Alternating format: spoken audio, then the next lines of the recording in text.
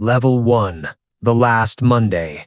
You wake up at 6:47 a.m. Your alarm hasn't gone off yet. You lie there staring at the ceiling. Today is your last day. You already put in the 2 weeks' notice. Your manager shook your hand awkwardly. Your coworkers said, "Good luck," like they were at a funeral. Maybe they were right. You drive to the office one last time, park in the same spot you've parked in for 3 years, walk past the same security guard, grab the same terrible coffee from the same machine. But today feels different. Today, you're leaving. You box up your desk at 4:55 p.m., a photo, a charger, a coffee mug you never liked. You walk out those glass doors at 5:01 p.m. The sun hits your face. You have $11,340 in savings, in a dream you've been writing in your notes app for 2 years. This is level 1. Day 1 of the rest of your life. You wake up at 8:30 a.m. with no alarm. It feels illegal. You make coffee, open your laptop, sit at your kitchen table. This is it. This is the beginning. You've been wanting to build something, a brand, a business, a creative project. Whatever it is, you've been building it in the margins, on lunch breaks, at 11 p.m. after you were supposed to sleep. Now you have all the time in the world. And you sit there for 40 minutes doing nothing, because time without structure is terrifying. You make a list, post it on the wall, break your goal into daily tasks. You find a coffee shop with good Wi-Fi. You tell yourself this is your new office. Week 1 feels exciting. Week 2 feels productive. Week 3, you notice something. The savings account says $9,800. You haven't made $1 yet. Level 3. The first real test. Month 2. The savings say $7,200. Rent took a bite. Groceries. The software subscription you keep forgetting to cancel. Your friends are still at their jobs. They text you memes during meetings. They ask how the dream thing is going. You say, "Great." You are not doing great. You've posted content nobody watched, built a product nobody bought, sent cold emails into the void.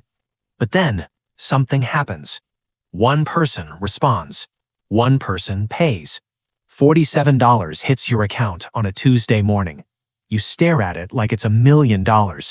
Because it isn't the money, it's the proof. Someone, somewhere, values what you made. You work harder that week than you've ever worked in your life. 16-hour days, no weekends, eyes burning at midnight. You don't care. You're building something. Level 4. Traction. Month 4. The savings are at $4,100. Getting low, getting real. But something is shifting. You're making $600 one month, then $1,400 the next. It's inconsistent, unpredictable, but it's growing. You have a small audience now, maybe 800 followers, maybe 200 email subscribers. Small numbers on the outside, but you know what those people represent. Proof of direction. You start to understand your craft in a way you never could from the outside. What works, what doesn't, what keeps people coming back. You cut 2 things that were slowing you down. You double down on one thing that's working. Your day has a rhythm now. Morning, create. Afternoon, distribute. Evening, study. You sleep 6 hours, sometimes 5. There's a voice in your head that says you're behind, that it's too late, that the people who started before you have already won. You learn to ignore it. Not silence it, just ignore it. Month 7. $4,800 in a single month. You sit in your apartment and read that number 3 times. This is more than your old job paid. You call nobody. You sit quietly for a long time. Because you know something now that you didn't know before. The money isn't the destination. The money is the fuel. You reinvest almost all of it. Better equipment, a part-time editor, a tool that automates 3 hours of your day. Your output doubles. Your audience grows faster. Brands start reaching out, small ones at first. $150 here, $300 there. You feel the platform tilting in your favor. You work even harder. Because you know exactly what happens to people who coast when they're gaining momentum. They lose it. Month 9. You're making real money now, consistently, but something else is happening. You feel it at 2 a.m. when you can't sleep. The pressure didn't disappear when you got successful. It got heavier. Because now people are watching. Now there are expectations. Now missing a week of content feels like dropping something fragile. You start comparing your chapter 1 to someone else's chapter 9. You catch yourself calculating. What if it stops? What if the algorithm changes? What if this whole thing was a trend and not a market? You take on more projects to feel safer. You say yes to things you should say no to. You stop doing the things that got you here in the first place. This is the trap nobody tells you about. Not failure, success. Month 12. You've made more this year than the previous 3 years combined, but you're exhausted in a way sleep can't fix. You sit down and look at your calendar. You don't recognize yourself in it. Every day is packed. Every hour is spoken for. You haven't had a creative thought that wasn't monetized in 6 weeks. You remember why you quit. It wasn't to build a bigger cage. It was to build a life. You cancel 3 commitments. You lose some money. You lose some followers. And you sit down and do the one thing you started this whole journey to do. Not the version of it that pays well. Not the version that performs. The original version. The one you wrote in your notes app at 11 p.m. while your old boss sent passive-aggressive emails. It feels like breathing again. Month 15. You've had to explain your life to people who don't understand it. Your parents ask when you're going to get something stable. An old friend went corporate and can't hide that they think you're reckless. A relationship ends. Not dramatically, but slowly. Someone who needed predictability found someone who could offer it. You sit with that. Some of what you chased cost you things you didn't plan to give up. That's the part of the dream nobody puts in the highlight reel. The trade-offs are real. The isolation is real.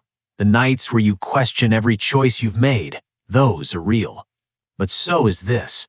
You have never once in 15 months hit the snooze button and dreaded the day. That's not nothing. That's not a small thing. Level 9. The version of you that stayed. Sometimes you think about the version of you that didn't quit, still at that desk, still watching the clock, still telling themselves, 1 more year. You know what that version is doing right now. Drafting the same resignation letter they never send, writing ideas in a notes app they never open, telling people, I'm thinking about doing something like that. That version is safe. That version has a salary and a routine and a health plan. That version also wakes up at 6:47 a.m. and stares at the ceiling and doesn't do anything about it.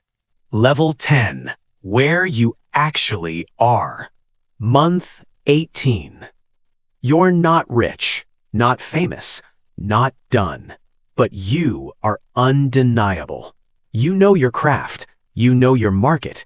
You know yourself. You made the thing real. You brought it from a note on your phone into the world and made it breathe. Some days are hard. Some months are slow.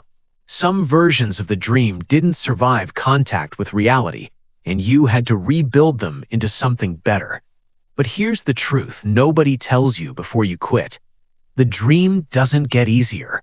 You get stronger. The fear doesn't go away. You just learn to move while carrying it. The people who told you it was risky, they were right. But risk isn't the enemy. Staying small is. You close your laptop at 6 p.m. today, not because someone told you to, because you decided to. That's the whole game. That's what you quit for. You're still early. Keep going.